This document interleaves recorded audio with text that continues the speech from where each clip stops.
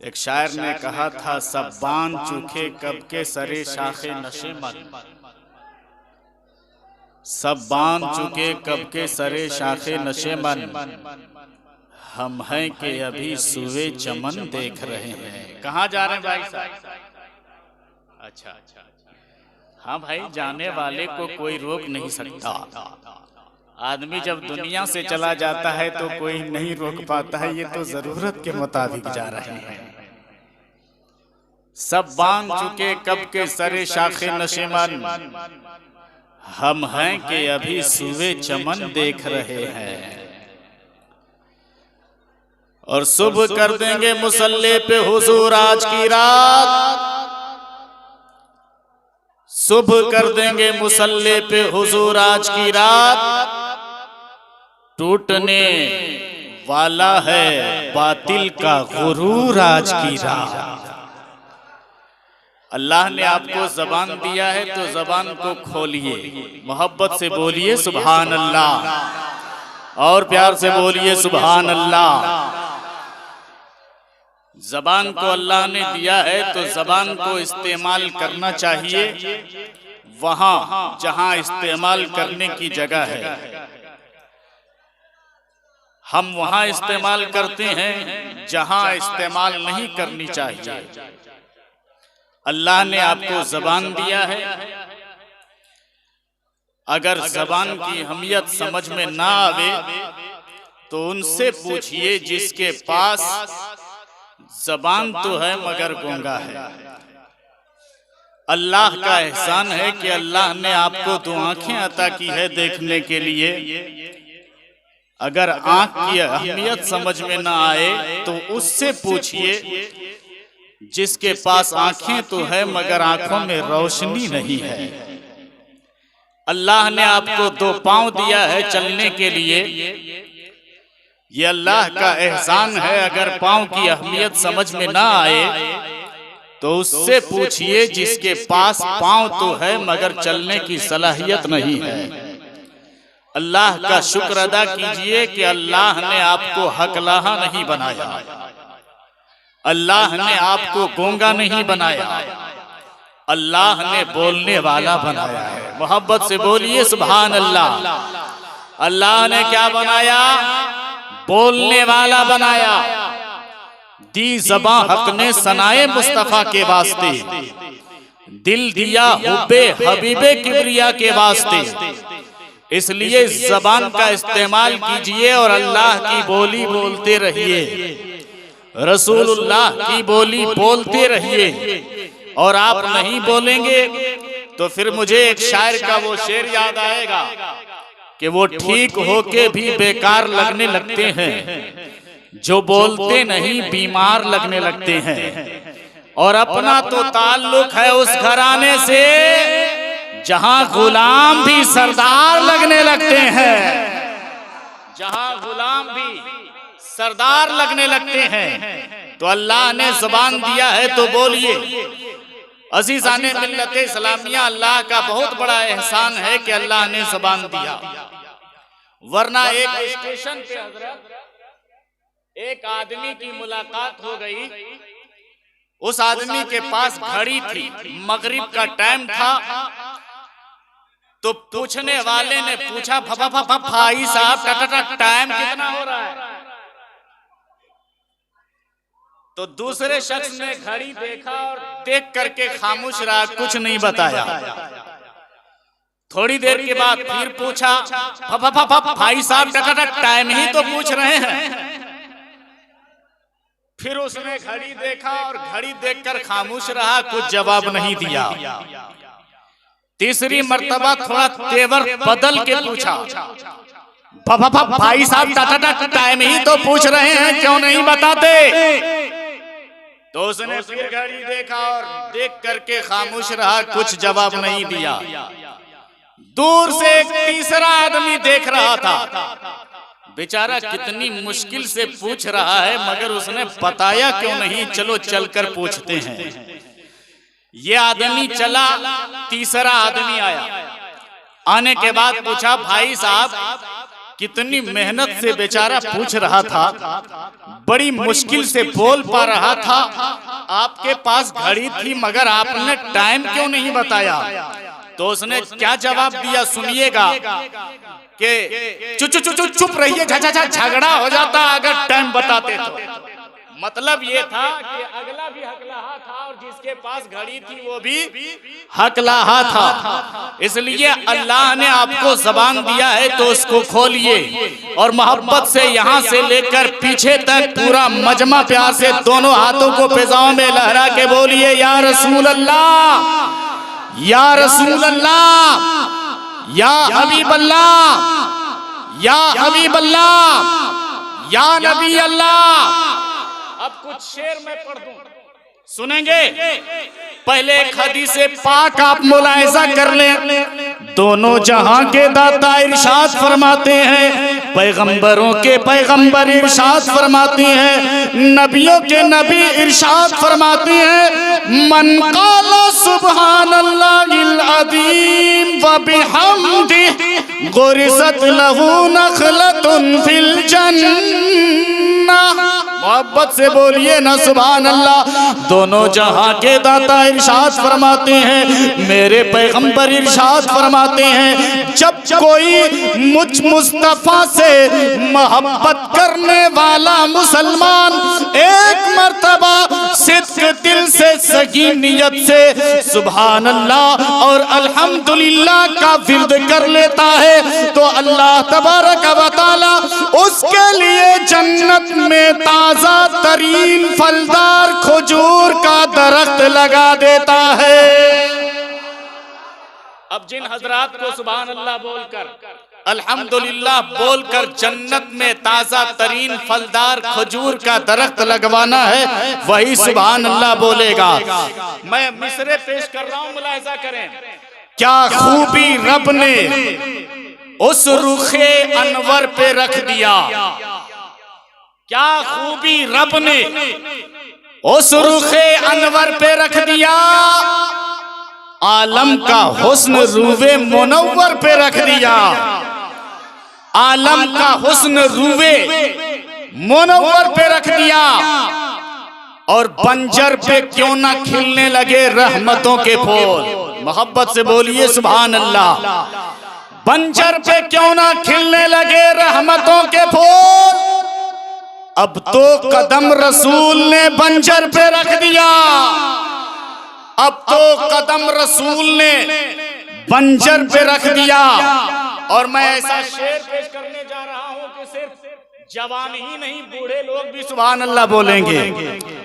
ये बूढ़ों के लिए मैं शेर पेश कर रहा हूं, तो इसका मतलब ये नहीं है कि नौजवान खामोश रहेंगे, सब बोलेंगे सुभान अल्लाह। अब तो कदम रसूल ने बंजर पे रख दिया और इस्लाम की तहफ़्फ़ुज़ बका के वास्ते, मोहब्बत से बोलिए ना सुभान अल्लाह।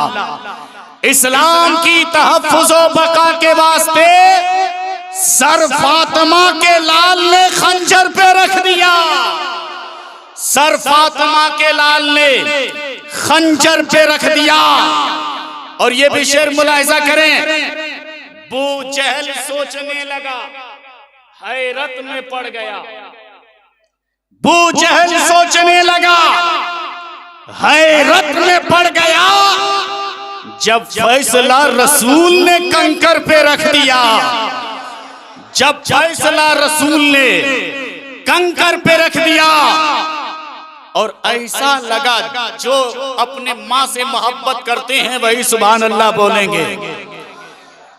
ऐसा लगा कि अर्श के साए में आ गए, ऐसा लगा कि अर्श के साए में आ गए, जब माँ ने अपना हाथ मेरे सर पे रख दिया, जब माँ ने अपना हाथ मेरे सर पे रख दिया, जब माँ ने अपना हाथ मेरे सर पे रख दिया। और अभी रजबुल मुरज्जब का महीना चल रहा है, हर एक की जबान पर अजमेर शरीफ है। मोहब्बत से बोलिए ना सुभान अल्लाह। एक शेर मुलाहिजा कर लें कि सागर सिमट के आ गया, पाते ही उनका हुक्म सागर सिमट के आ गया, पाते ही उनका हुक्म खादिम ने कांसा जब आना सागर पे रख दिया। खादिम ने कांसा जब आना सागर पे रख दिया। दुरूद पाक का तोहफा पेश कीजिए, पढ़िए अल्लाहुम्मा सल्ली अला सय्यदिना व मौलाना मुहम्मद व अला आलि सय्यदिना व मौलाना मुहम्मद व बारिक व सल्लिम सल्लु अलैहि सलातुम व सलामन अलैका या रसूलल्लाह सल्लल्लाहु तआला अलैहि वसल्लम। हजरात, जब दुरूद पढ़ने की बात आए तो सुन्नियों को मचल जाना चाहिए और मचल मचल कर नबी पर दुरूद पढ़ना चाहिए। इसलिए कि एक शायर ने कहा था, दी ज़बां, एक शायर ने कहा था उसी पे मेहरबान रब्बे गफूर होता है कि जिसके दिल में इश्के हुजूर होता है। ऐ आशिकाने शहे अंबिया दुरूद पढ़ो, दुरूद पढ़ने से चेहरे पे नूर होता है, दिल में सुरूर भी होता है और मोहब्बते मुस्तफा का ज़हूर भी होता है और उस मैदान महशर की तैयारी भी हो जाती है जिस मैदान महशर में न बाप बेटे का काम आए, न माँ बेटी का काम आए, न बीवी शौहर का काम आए, न शौहर बीवी का काम आए। उस मैदान महशर की तैयारी भी हो जाती है। इसलिए मैं कहा करता हूं, ऐ मुसलमानों, दुरूद पढ़ना अपनी जगह फजीलत रखता है, मगर मुस्तफा पे कसरत के साथ दुरूद पाक पढ़ा करो। कसरत के साथ दुरूद पाक पढ़ने का मतलब क्या है? जब मौका मिले तब नबी पर दुरूद पढ़ो, खलवत में रहो तो नबी पर दुरूद पढ़ो, जलवत में रहो तो नबी पर दुरूद पढ़ो, मकान में रहो तो नबी पर दुरूद पढ़ो, दुकान में रहो तो नबी पर दुरूद पढ़ो, मैदान में रहो तो नबी पर दुरूद पढ़ो, खेत में रहो तो नबी पर दुरूद पढ़ो, ट्रेन में रहो तो नबी पर दुरूद पढ़ो, प्लेटफार्म पे रहो तो नबी पर दुरूद पढ़ो। आपका फैसला होगा। दाऊद अहमद फैजी, हम नबी पर दुरूद पढ़ेंगे, सवाब मिलेगा, मगर कसरत के साथ दुरूद पाक पढ़ेंगे तो फायदा क्या मिलेगा, इसका बदला हमें क्या मिलेगा? तो आइए जहन को करीब कीजिए, एक मर्तबा नबी पर आप दुरूद पढ़ो। मुस्तफा जाने रहमत सल्लल्लाहु अलैहि वसल्लम इरशाद फरमाते हैं, मन सल्ला अलैया वाहिदा सल्लल्लाहु अलैहि वसल्लम अशरा सलवात व रुफिअत लहू अशरो दरजात व हुत्तत अनहु अशरो खतियात। आका फरमाते हैं, जब कोई मुझ मुस्तफा से मोहब्बत करने वाला मुसलमान मुझ पर एक मर्तबा दुरूद पाक पढ़ता है तो अल्लाह फौरन उस पर 10 रहमतें नाजिल फरमा देता है। सिर्फ 10 रहमतें नाजिल ही नहीं फरमाता, बल्कि फौरन साथ ही साथ उसके 10 गुनाह को माफ फरमा देता है, साथ ही साथ उसके 10 दर्जात को बुलंद फरमा देता है। ऐ मुसलमानों, ये एक मर्तबा नबी पर दुरूद पढ़ने का फायदा है। लेकिन आपका सवाल होगा, दाऊद अहमद फैजी, अगर हम मुस्तफा पर खलवत में रहकर दुरूद पाक पढ़ेंगे, मुस्तफा पर जलवत में रहकर दुरूद पाक पढ़ेंगे, हम मुस्तफा पर मैदान में रहकर दुरूद पाक पढ़ेंगे, हम मुस्तफा पर मकान में रहकर दुरूद पाक पढ़ेंगे, हम मुस्तफा पर दुकान में रहकर दुरूद पाक पढ़ेंगे तो हमें फायदा क्या मिलेगा? तो मैं कहूँगा उस मैदान महशर की तैयारी हो जाएगी। इसलिए कि आका फरमाते हैं, कल कयामत के दिन मुझसे सबसे ज्यादा करीब वो शख्स होगा जो मुझ पर कसरत के साथ दुरूद पाक पढ़ा करता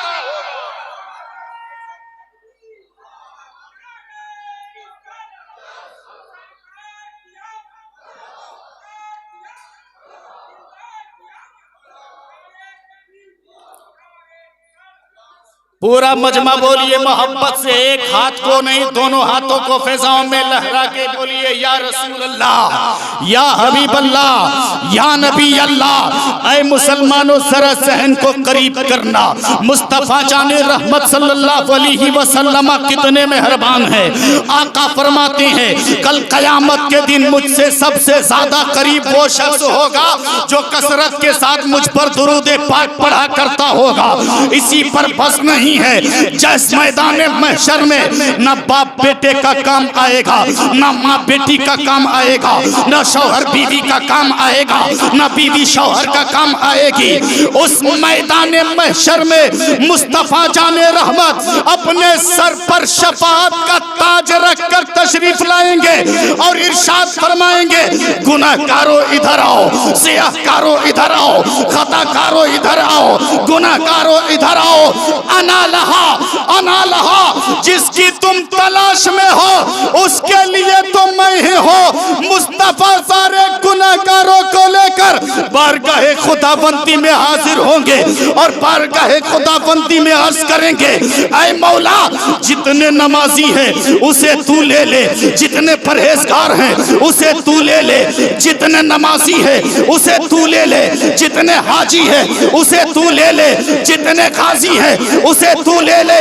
मगर ऐ मौला जितने गुनाहगार हैं, जितने खताकार हैं, जितने बदकार हैं, जितने सियाकार हैं उसे मेरी नूरी चादर में छुपने की जगह दे दे। इसी फलसफे को अल्लामा हसन रजा बरेलवी ने समझाया है, ढूंढा ही करे सदरे कयामत के सिपाही, वो किसको मिले जो तेरे दामन में छुपा हो।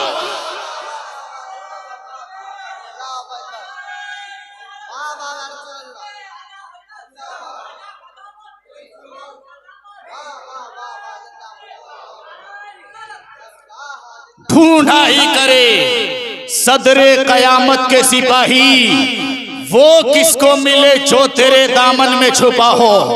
और मैं आगे बढ़ूं तो पूरा मजमा मोहब्बत से बोलिए ना सुभान अल्लाह, और अकीदत से बोलिए ना सुभान अल्लाह। या नबी आपका आस्ताना तो है, या नबी आपका आस्ताना तो है, हम गरीबों का भी एक ठिकाना तो है, हम गरीबों का भी एक ठिकाना तो है। नूरी चादर सलामत रहे आपकी, हश्र के धूप में शामियाना तो है, हश्र के धूप में शामियाना तो है। एक जगह मैं तकरीर कर रहा था, इस शेर को जैसे ही पढ़ा तो एक बदअकीदा खड़ा हो गया और खड़ा होकर कहने लगा मौलाना तुम लोग भी कमाल करते हो। मैंने कहा जो कमाल वाला होगा वही ना कमाल करेगा, जो कमाल वाला होगा वही ना कमाल करेगा। कहो क्या हुआ? तो उसने कहा तूने एक शेर पढ़ा है, हश्र के धूप में शामियाना तो है, नूरी चादर सलामत रहे आपकी। या रसूल अल्लाह हश्र के धूप में शामियाना तो है। ऐ मौलवी बता दो तेरे नबी की नूरी चादर कितनी लंबी है, तुम्हारे नबी की नूरी चादर कितनी चौड़ी है, तुम्हारे नबी की नूरी चादर कितनी लंबी है। कल क़यामत के दिन, कल मैदान महशर में गुनाहगार, सियाहकार, खताकार, बदकार एक की तादाद में नहीं होंगे, 1000 की तादाद में नहीं होंगे, 1 लाख की तादाद में नहीं होंगे, 1 करोड़ की तादाद में नहीं होंगे, बल्कि अरबों खरब की तादाद में होंगे। तुम्हारे नबी की नूरी चादर कितनी लंबी है, कितनी चौड़ी है कि अरबों खरब के गुनाहगार तुम्हारे नबी की नूरी चादर में समा जाएंगे। तो जैसे ही उसने मुझसे सवाल किया तो मैंने तड़प के कहा नादान, नबी की नूरी चादर नापने से पहले ख्वाजा का प्याला क्यों नहीं नाप लेते।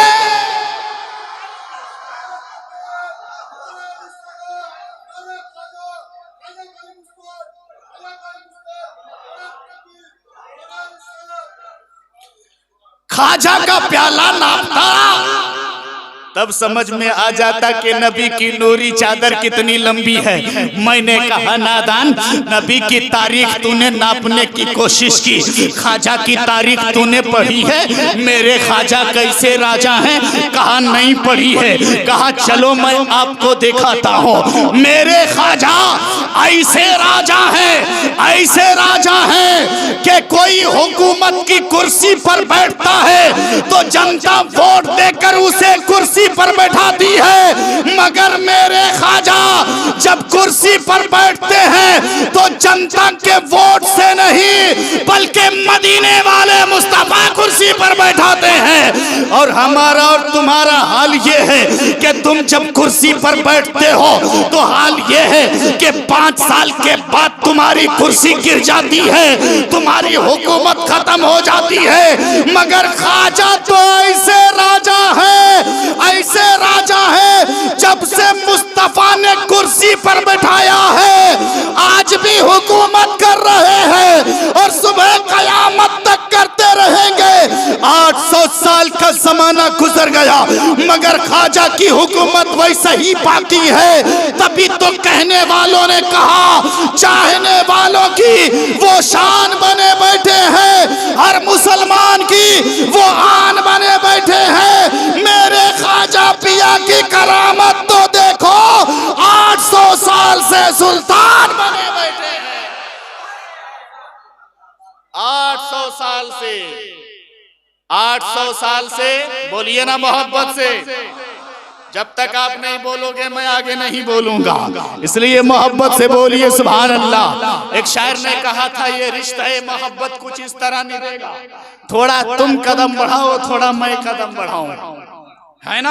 तो आप सुभान अल्लाह बोलते रहो, अल्हम्दुलिल्लाह बोलते रहो ताकि मुझे भी समझ में आए कि आप सुन रहे हैं। ऐ मुसलमानों जरा जहन को करीब करना। आज हमें डराने की कोशिश की जा रही है, आज हमें धमकाने की कोशिश की जा रही है, आज हमें हिंदुस्तान से भगाने की कोशिश की जा रही है। कभी NRC का खौफ दिलाकर, कभी CAA का बिल पास करके, कभी हिजाब पर पाबंदी लगाकर के, कभी 53 तलाक का मसाला सामने रख करके मुसलमानों को डराया जाता है, मुसलमानों को धमकाया जाता है और ये दिखाया जाता है कुर्सी हमारे पास है, हुकूमत हमारे पास है, पावर हमारे पास है, दौलत हमारे पास है। तो मैं आपको बता देता हूँ ऐ मुसलमानों, अगर आप गरीब हो तो क्या हुआ, अगर आपके पास दौलत कम है तो क्या हुआ, अगर आपके पास सरवत कम है तो क्या हुआ, आप गरीब हो तो क्या हुआ, घबराने की जरूरत नहीं है। इसलिए कि ये हिंदुस्तान किसी के बाप का नहीं बल्कि ख्वाजा पाक का है। किसका है बोलो, किसका है? ख्वाजा पाक का है। जब तुम्हें कोई डराने की कोशिश करे, जब तुम्हें कोई धमकाने की कोशिश करे तो फख्र से अपना सर बुलंद करना और कहना ऐ हुकूमत वाले कान खोल कर सुन ले, ऐ रुपया वाले कान खोल कर सुन ले, ऐ दौलत वाले कान खोल कर सुन ले, ऐ सरबत वाले कान खोल कर सुन ले, ऐ कुर्सी वाले कान खोल कर सुन ले। हम गरीब हैं तो क्या हुआ, तुम अमीर हो तुम्हें मुबारक अमीरी, हम गरीब हैं तो क्या हुआ। याद रखो तुम्हारे पास कोई अमीर नवाज नहीं है, हम गरीब हैं तो मेरे ख्वाजा गरीब नवाज है। नारा लगाई।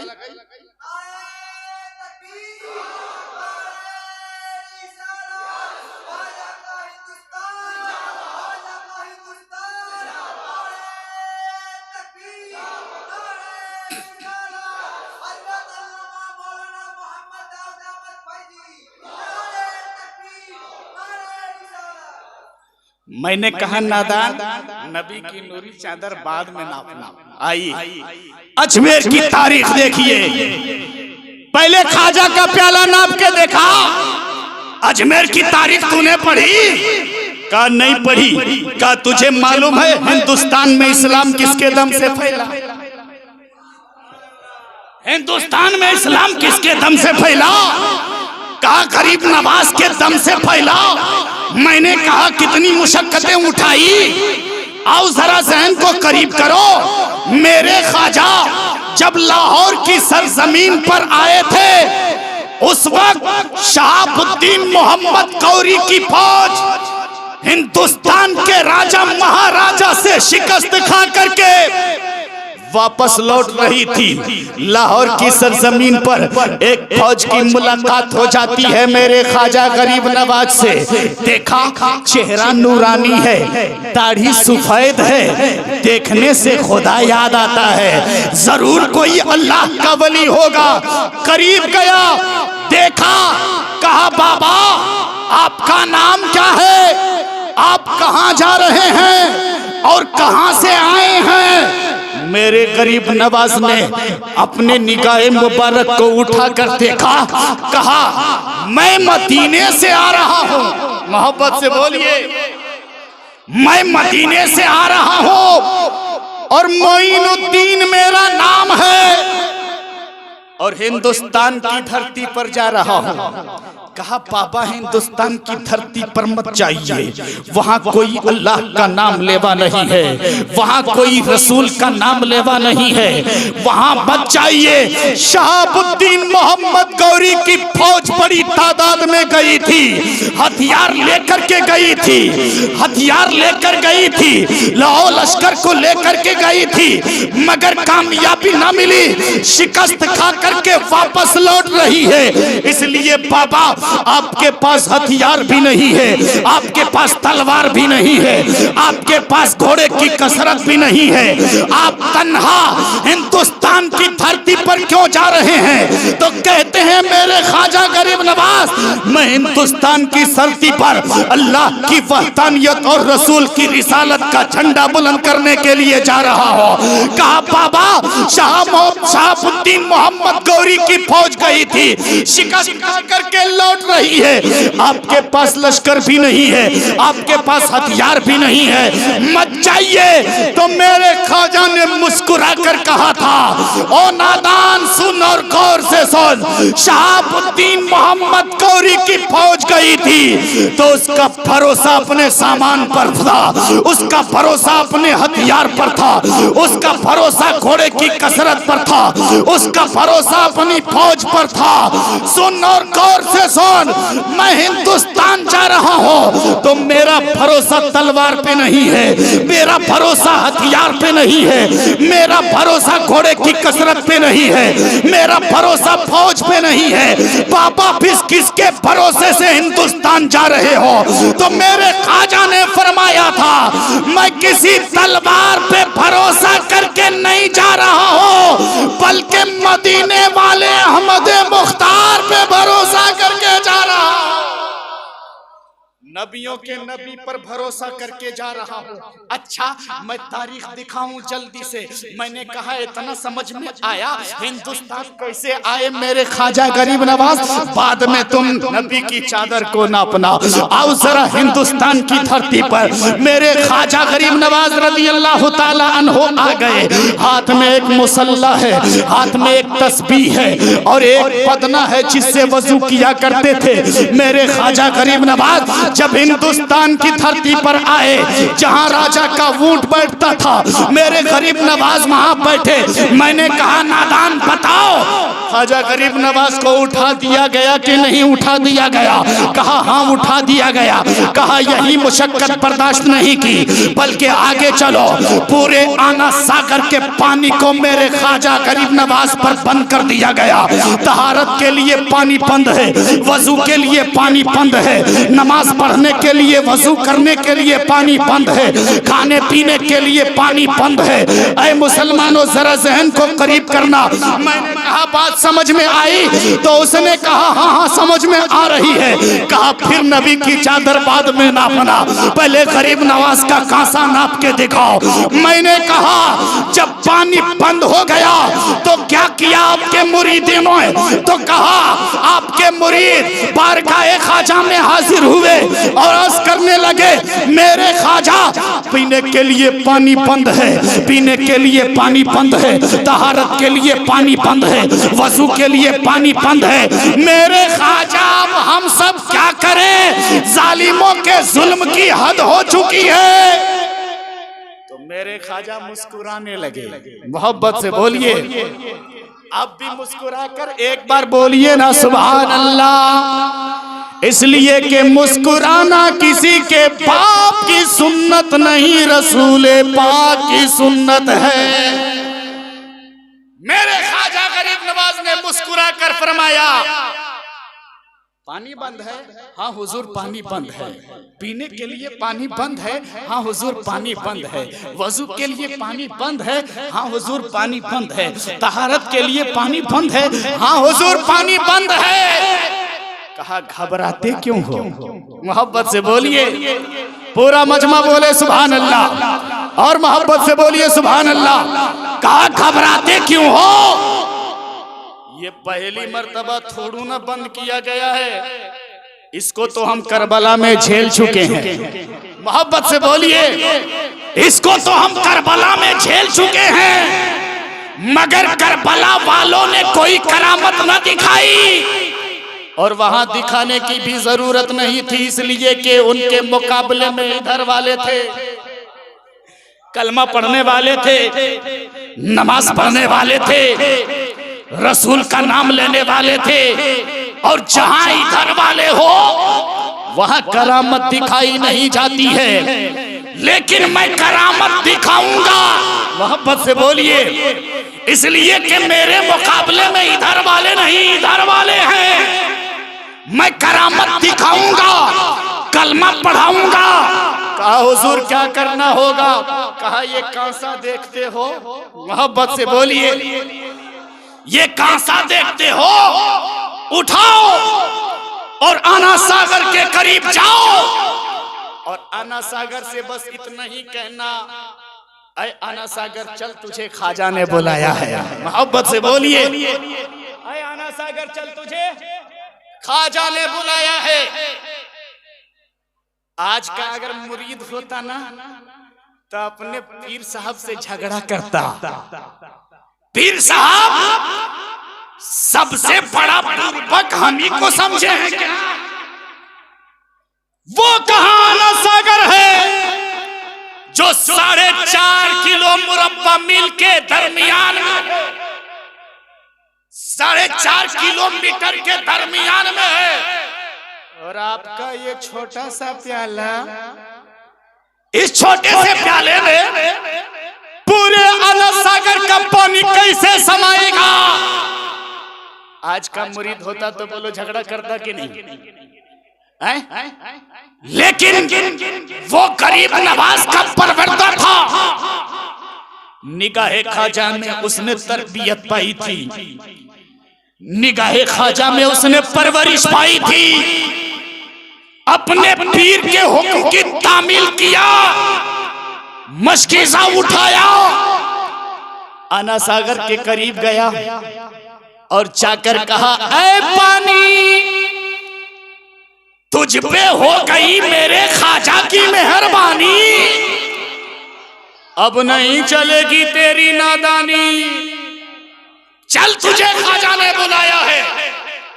इतना कहना था, पूरे आना सागर का पानी, मोहब्बत से बोलिए, पूरे आना सागर का पानी एक छोटे से प्याले में समा जाता है। हजरत बैठे हुए हैं, अपने इमाम साहब से पूछिए, हजरत अल्लामा खलीलुर रहमान कलीमी साहब से पूछिए कि सिर्फ आना सागर का पानी ही कटोरे में नहीं आया था, बल्कि वहां जितनी जगह पे पानी मौजूद था, डब्बे में रखे हुए पानी, नल का पानी, चश्मे का पानी, हर जगह का पानी मेरे ख्वाजा के प्याले में आ गया था, मेरे ख्वाजा के प्याले में आ गया था। लेकिन ख्वाजा रहीमुल फितरत हैं, मोहब्बत से बोलिए, सखी इब्ने सखी हैं। मेरे ख्वाजा गरीब नवाज रज़ी अल्लाह ताला अन्हो ने देखा कि ये जालिम गिड़गिड़ा रहे हैं, तुम अपने मुरीद को हुक्म दिया कि जाओ इसे वापस कर दो। मोहब्बत से बोलिए, मैं बताना ये चाहता हूँ पीछे पलटो। मैंने कहा नादान, नबी की नूरी चादर नापने से पहले मेरे ख्वाजा का प्याला क्यों नहीं नाप लेता। मैंने कहा नादान, बताओ मेरे ख्वाजा ने एक छोटे से प्याले में अना सागर के पानी को भर के रख दिया कि नहीं रख दिया। कहा हाँ पानी भर के रख दिया। तो मैंने कहा बताओ मेरे ख्वाजा नबी है क्या। जवाब मिला नहीं है। मैंने कहा बताओ मेरे ख्वाजा सहाबी है क्या। जवाब मिला नहीं है। मैंने कहा बताओ मेरे ख्वाजा ताबई है क्या। जवाब मिला नहीं है। तो मैंने कहा मैं बता देता हूँ, सुन और गौर से सुन। मेरे ख्वाजा नबी नहीं है, मेरे ख्वाजा नबी नहीं है, मेरे ख्वाजा सहाबी नहीं है, मेरे ख्वाजा ताबई नहीं है, बल्कि नबी के बेटों के बेटों के बेटों के बेटों के बेटे हैं। मेरे ख्वाजा नबी के गुलामों के गुलामों के गुलाम है। तो जब अजमेर का राजा इतना कमाल वाला है तो मदीने का राजा कितना कमाल वाला होगा। जब अजमेर का राजा इतना लाजवाब है तो मदीने का राजा, मोहब्बत से बोलिए, कितना लाजवाब होगा। जब गरीब नवाज एक छोटे से प्याले में पूरे अना सागर के पानी को भर सकते हैं, तो मेरे मुस्तफा भी कल कयामत के दिन अरबों खरब की तादाद में गुनाहगारों को अपनी नूरी चादर में समा सकते हैं। मोहब्बत से बोलिए। अब आइए जरा ज़हन को करीब कीजिए।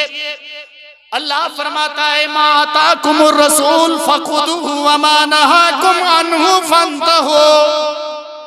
रसूल जो तुम्हें दे उसे ले लो। मोहब्बत से बोलिए सुभान अल्लाह। आगे बढ़ो,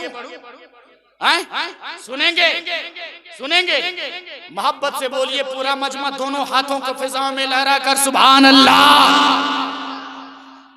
अल्लाह फरमाता है माताकुमुर रसूल फखुदू। रसूल जो तुम्हें दे उसे ले लो और जिन चीजों से मना करें उसे रुक जाओ। मैं यहाँ पर रुक करके एक बात बता देना चाहता हूँ। हजरत अल्लामा खलीलुर रहमान कलीमी साहब नहीं कह रहे हैं, दाऊद अहमद फैजी नहीं कह रहा है, कोई मुहद्दिस नहीं बोल रहा है, कोई मुफक्किर नहीं बोल रहा है, बल्कि रब इरशाद फरमाता है कि रसूल जो तुम्हें दे उसे ले लो। इससे पता चलता है कि नबी देने वाले हैं। मोहब्बत से बोलिए नबी, नबी पूरा मजमा बोले नबी देने वाले हैं। जमाना लेने वाला है, नबी देने वाले हैं, कायनात लेने वाली है। और इस आयत में कहीं ये नहीं लिखा हुआ है कि कब तक देने वाले हैं। मालूम हुआ मुस्तफा जैसे अपने गुलामों को कल अता करते थे, आज भी वैसा ही अता करते हैं और सुबह कयामत तक अता करते रहेंगे। अता करते रहेंगे। ये नबी की अता है। अच्छा एक बात और मैं बता दूं, मुस्तफा देने वाले, जमाना लेने वाला, कायनात लेने वाला, कायनात लेने वाली। और एक हदीसे पाक मैंने पढ़ी है, अल यदुल उलिया खैरुम मिन यदिस सुफला। देने वाला हाथ लेने वाले हाथ से बेहतर होता है। यानी देने वाला लेने वाले की तरह नहीं, लेने वाला देने वाले की तरह नहीं। देने वाला बेहतर होता है, देने वाला अफजल होता है, देने वाला बेहतर होता है, देने वाला अशरफ होता है। ऐ मुसलमानों, और आका फरमाते हैं देने वाला हाथ लेने वाले हाथ से बेहतर है और मुस्तफा देने वाले हैं, जमाना लेने वाला है। इसी आयत से ये भी साबित हो गया कि दुनिया में कोई ऐसा है ही नहीं जो नबी की तरह हो सके। दुनिया में कोई ऐसा है ही नहीं जो नबी की तरह हो सके। नबी देने वाले हैं, और जो देने वाला होता है वो मालिक भी होता है, मुख्तार भी होता है। देने वाला जो होता है वो मालिक भी होता है, मुख्तार भी होता है। इस माइक का ना मैं मालिक होना मुझे इख्तियार है, सिर्फ एक चीज का इख्तियार है कि इस माइक में मैं बोल सकता हूं, है ना? मैं चाहूं इस माइक को बेच लूं तो ये हो सकता है। इसके मालिक ने मुझे इजाजत नहीं दिया है। बोलने का इख्तियार है, बेचने का इख्तियार नहीं। मालूम हुआ कि देने के लिए मालिक भी होना जरूरी है और मुख्तार भी होना जरूरी है। अब इसी आयत से ये भी समझ में आया कि मेरे मुस्तफा मालिक भी हैं और मुख्तार भी हैं। तभी तो आला हजरत अजीमुल बरकत मुजद्दिद दीनो मिल्लत कंजुल करामत गव्वासे बहरे मार्फत आयातुम मिन आयातिल्लाह मोजिज़तुम मिन मोजिज़ाते रसूलुल्लाह अच्छे रजा सच्चे रजा। आला हजरत का नाम आए और इतनी खामोशी के रात आप सुन रहे हो, बोलिए अच्छे रजा सच्चे रजा हम सबके रजा। इमाम अहमद रजा ने फरमाया सरवर कहूं के मालिको मौला कहूं तुझे, बागे खलील का गुले ज़ेबा कहूं तुझे। और आखिर रजा ने खत्म सुखन इस पे कर दिया, खालिक का बंदा खल्क का आका कहूं तुझे। खालिक का बंदा खल्क का आका कहूं तुझे। मुस्तफा देने वाले हैं, और रब का करम हो जाए तो नबी भी देते हैं, रब का करम हो जाए तो वली भी देते हैं। मोहब्बत से बोलिए। बस एक दो वाकया बताकर मैं अपनी गुफ्तगू को समेटने की कोशिश करूंगा, सुनेंगे? तो मोहब्बत से बोलिए सुभान अल्लाह। मुस्तफा देने वाले, कायनात लेने वाली। अब हम क्या मांगे मुस्तफा से, क्या ले मुस्तफा से? तो शरीयत मुस्तफा से ले लो, तरीकत मुस्तफा से ले लो, हकीकत मुस्तफा से में ले लो, मार्फत मुस्तफा से ले लो, इज्जत मुस्तफा से ले लो, शोहरत मुस्तफा से ले लो, दौलत मुस्तफा से ले लो, सरवत मुस्तफा से ले लो, बुलंदी मुस्तफा से ले लो, इकबाल मुस्तफा से ले लो। मुख्तार कायनात है, जो चाहो मांग लो। मेरे नबी हयात हैं, जो चाहो मांग लो। मेरे नबी हयात हैं, जो चाहो मांग लो। एक बात जहन के हाशिए पे नोट कीजिएगा, नबी तो हयाते जाहिरी में देते ही थे। कितना देते थे? हातिम ताई का वाकया आपने सुना होगा। हातिम ताई का कि बहुत बड़ा सखी था, इतना बड़ा सखी था कि उसने 8 दरवाजे खोल रखे थे सखावत के लिए। मांगने वाला एक दरवाजे पर जाता था, मिल जाता था, फिर वही मांगने वाला अगर दूसरे दरवाजे पे जाता था फिर भी मिल जाता था। इसी तरह अगर 8 दरवाजे पे जाता था मिल जाता था। एक आले रसूल की मुलाकात हातिम ताई के पोते से हो गई। उसने कहा जानते हो हातिम ताई बड़ा सखी था, मेरा दादा बड़ा सखी था, 8 दरवाजे को खोल के रखा था। मांगने वाला जब मांगता था तो 8 दरवाजे से उसे अता किया जाता था। तो आले रसूल ने कहा ये है तेरे दादा की सखावत, सुन मेरे नाना की सखावत, सुन मेरे नाना की सखावत। कहा क्या? कहा तुम्हारे दादा इतने बड़े सखी थे कि एक दरवाजे पर मांगने के लिए जाता था, झोली नहीं भरती थी, फिर दूसरा दरवाजा जाना पड़ता था, दूसरे दरवाजे पर मिलता था, फिर भी झोली दामन नहीं भरता था, तीसरा दरवाजा खटखटाना पड़ता था। इसी तरह से जब वो 8 दरवाजे से गुजरता था तब उसका दामन भरता था।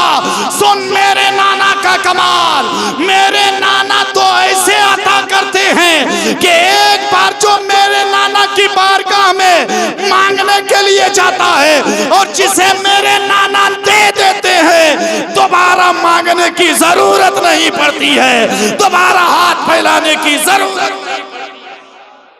वो है नबी का दरबार, वो है आले नबी का दरबार, वो है नबी का दरबार और वो है आले नबी का दरबार। तो नबी देते हैं, हयाते जाहिरी में तो देते ही थे, मगर सरकार जब इस दुनिया से पर्दा फरमा गए, है ना, उसके बाद भी कितने लोगों को अता करते हैं मुस्तफा। हजरत इमाम बूसीरी रहमतुल्लाह अलैह अपने वक्त के बहुत बड़े बुजुर्ग, हजरत इमाम बूसीरी रहमतुल्लाह अलैह ये ऐसे बुजुर्ग हैं कि डॉक्टरों ने इन्हें जवाब दे दिया था, ये बीमार हो गए थे। क्या हो गए थे? बीमारी ने इतना तूल पकड़ा कि डॉक्टरों ने जवाब दे दिया, तबीबों ने जवाब दे दिया, अब ये अच्छा नहीं होने वाले। घर वालों ने देखा, 12 साल तक बीमार रहे। जब डॉक्टरों ने जवाब दे दिया, तबीबों ने जवाब दे दिया, तो उसे उठाकर घर ले आए। जब लोगों को मालूम हुआ कि हजरत इमाम बूसीरी रहमतुल्लाह अलैह का अब आखिरी वक्त है, डॉक्टरों ने जवाब दे दिया है, तबीबों ने जवाब दे दिया है, तो आखिर में सब लोग मिलने के लिए आने लगे। जब मिलने के लिए आए तो हजरत इमाम बूसीरी रहमतुल्लाह अलैह ने देखा कि लोग क्यों आ रहे हैं, झोंक दर झोंक सब मिलने के लिए। अजीज़ाने मिल्लत इस्लामिया तो घर वालों से पूछा बात क्या है, तो घर वालों ने कहा इतने